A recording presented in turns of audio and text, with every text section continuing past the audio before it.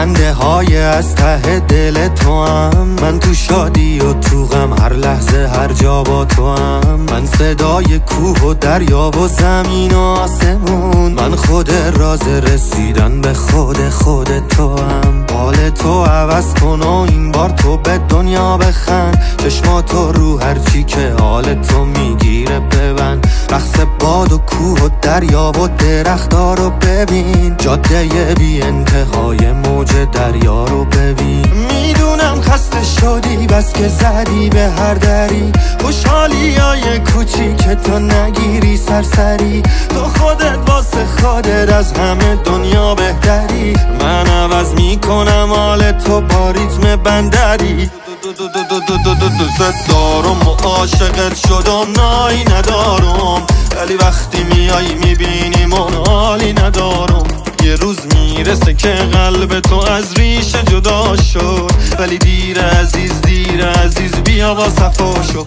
رو تختی دم بختی ولی هر حالی که هستی، بیا با ما برقص با ما بخون با ما رها شو.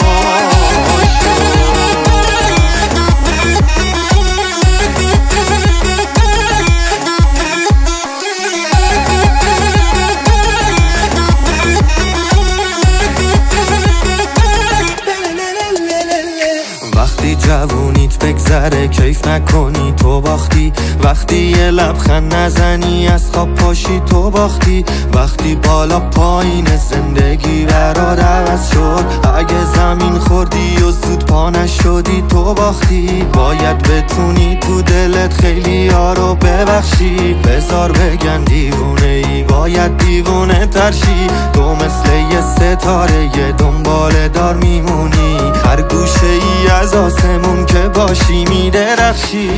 میدونم خسته شدی بس که زدی به هر دری، خوشحالی های کوچیک تو نگیری سرسری. تو خودت واسه خودت از همه دنیا بهتری، من عوض میکنم حال تو با ریتم بندری.